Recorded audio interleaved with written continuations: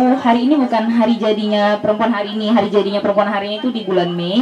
Tapi memang tahun ini kita bisa menyelenggarakan open house itu sebagai wadah silaturahmi di awal tahun untuk semua teman-teman komunitas dan jejaring individu ataupun organisasi yang ada di Kota Medan ataupun juga di luar Kota Medan. Nah, jadi sedikit sharing, tadi sudah mendengarkan ketiganya dan honestly air mata itu tidak bisa tertahan gitu kan. Bukan mau berlebihan, tapi air mata itu adalah bentuk dari pelampiasan emosional yang sempat terkungkung di dalam hati. Karena semua perempuan yang ada di depan punya ceritanya masing-masing dan mereka sudah berhasil untuk memberikan inspirasi buat kita pada sore hari ini.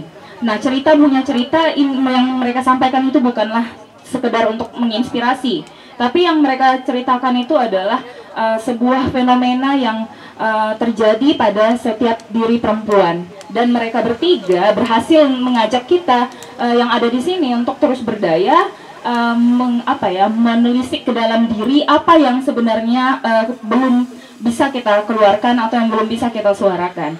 Nah, sebagai sesama penyintas kekerasan seksual juga sama kayak Nila, awalnya ketika aku bicara di Narasi TV waktu syuting pengambilan video untuk untuk waktu itu ada sebuah kompetisi, dibilang aku kurang sepakat, tapi itu adalah sebuah exposure untuk perempuan-perempuan yang ada di Indonesia, dan aku puji Tuhannya bisa diapresiasi lah menjadi salah satu pemenang dari sekitar 40 perempuan di Indonesia.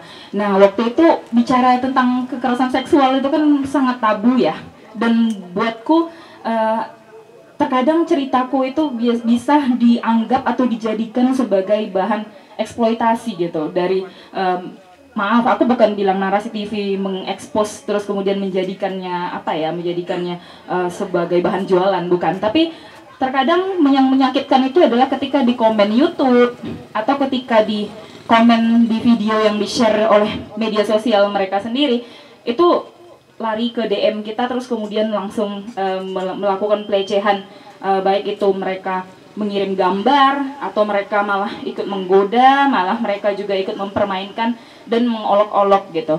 Nah, seolah-olah menjadi penyintas kekerasan seksual itu adalah sebagai cerita yang hina. Awalnya waktu aku mengundang Mila, aku sempat ragu karena aku tidak mau menjadikan Mila sebagai bahan eksploitasi dalam diskusi. Karena aku juga harus mengetahui konsennya Mila bersedia atau tidak, berkeberatan atau tidak. Nah, awalnya aku cerita-cerita dulu sama Mila di Desember. Kemudian aku sangat senang sekali dengan jawaban Mila. Mila langsung bilang, ada apa rupanya kalau penyintas kekerasan seksual bercerita? Nah, semakin kita tutupi berarti kan kita menutup peluang untuk penyintas-penyintas lain di luar sana berani gitu. Terus Mila juga katakan, ya sebagai penyintas kekerasan seksual itu adalah sebuah kemuliaan. Semua orang, mau perempuan mau laki-laki, itu berpotensi mendapatkan pelecehan. Nah, jadi kita kenapa harus malu untuk menceritakan, atau kita tidak perlu cerita kita tuh diapain gitu kan.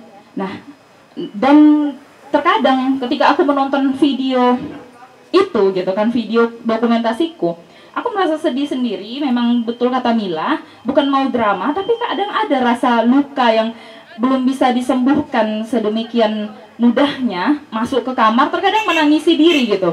Kok yang ku alami ini berulang-ulang, dan ini menjadi sebuah ketakutan ketika melihat orang yang memandangi tubuh kita seolah-olah ada yang salah dengan tubuh kita, dan seolah-olah ada yang tidak boleh kita kenakan sebagai perempuan.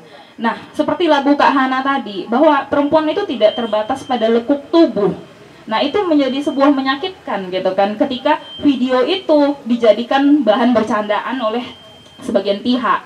Dan aku lucunya terkadang ini, sorry to say gitu kan, semua ex aku gitu kan nanya gitu, emang kamu pernah dilecehkan sama siapa gitu.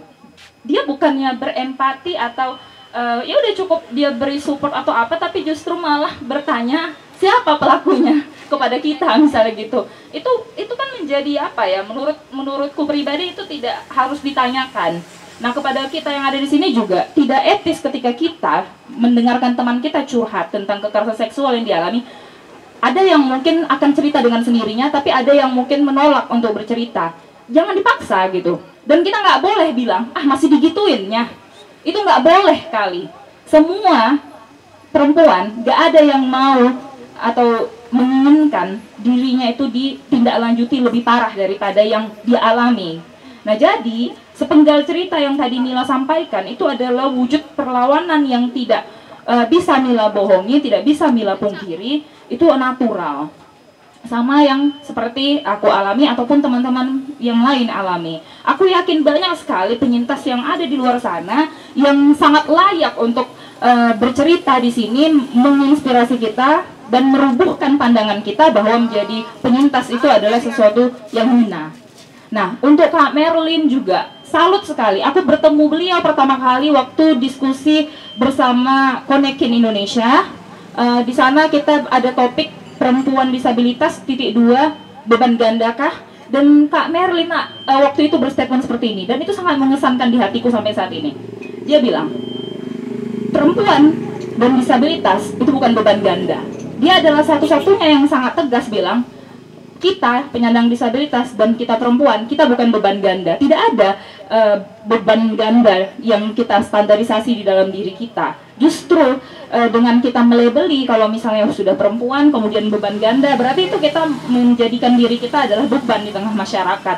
Nah, aku suka dengan keberdayaan dirinya dan juga keberanian dia untuk mengekspos bahwa kami penyandang disabilitas butuh ini dan kami layak untuk ini, untuk layak kebebasan ini, dan dia sangat independen. Aku sangat mengapresiasi sekali untuk cerita Kak Merlin. Begitupun dengan Kak Naila.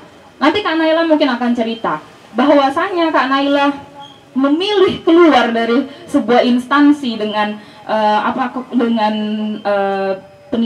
penindasan patriarki yang dialami. Itu adalah sebuah keberanian yang nyata yang tidak bisa diambil secara berani oleh orang lain. Itu belum tentu bisa dia lakukan gitu kan. Dan kemudian dia melakukan sebuah pemberdayaan untuk masyarakat dan menggunakan potensi masyarakat untuk menciptakan sebuah inovasi di tengah-tengah masyarakat. Itu menjadi sebuah kemuliaan yang sangat kita harus apresiasi. Nanti Kak Naila akan cerita bahwasanya dia berjuang di hutan, meninggalkan pandangan-pandangan bahwa perempuan harus begini dan kemudian lain sebagainya. Dia membuktikan kepada kita bahwa ketika perempuan berada menjadi seorang eksekutor di sebuah lapangan, itu bukan sebuah keistimewaan, tapi itu adalah hak yang bisa diperoleh oleh setiap perempuan gitu. Dan dengan ini nanti mungkin teman-teman narasumber akan bercerita banyak, akan mendengarkan juga dari, aku tahu di sini banyak sekali teman-teman penyintas.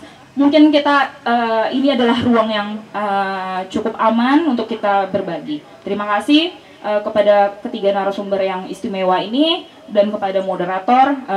Tetaplah kita sama-sama untuk saling mendukung dan juga saling berdaya. Terima kasih. Terima kasih Kak Lucy untuk insight-nya. Ada mungkin teman-teman tadi yang mau bertanya, saya persilakan. Ada? Silakan Kak Siska. Kak Ade dulu. Oh, ada Kak Ade. Oh, Kak Ade dulu yang dekat. Silakan Kak.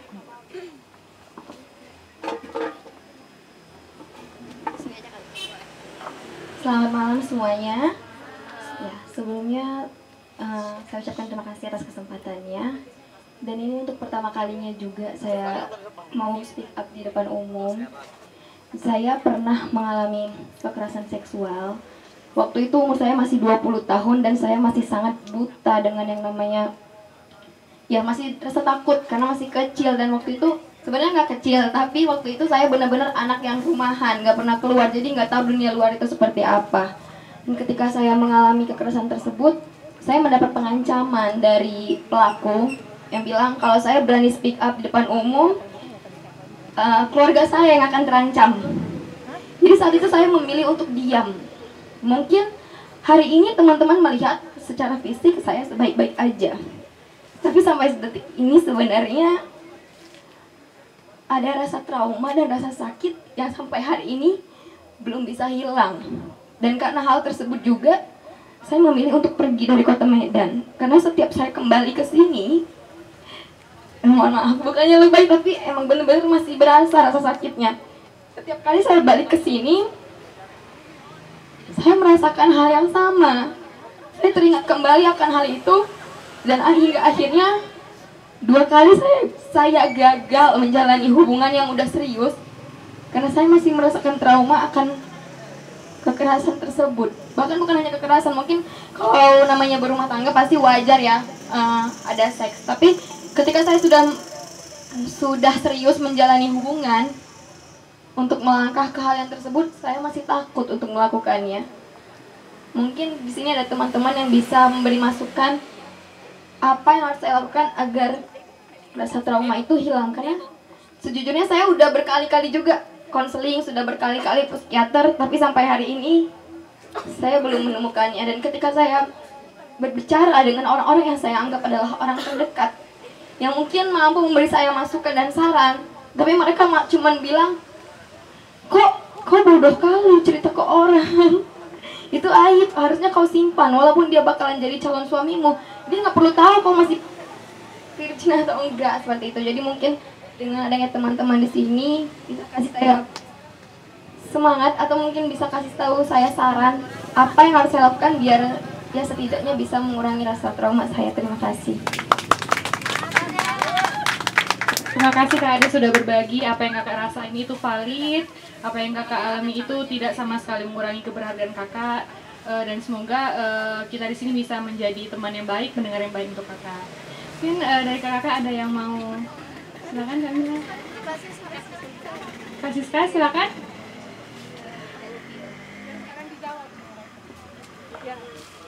Oke, selamat malam kawan-kawan.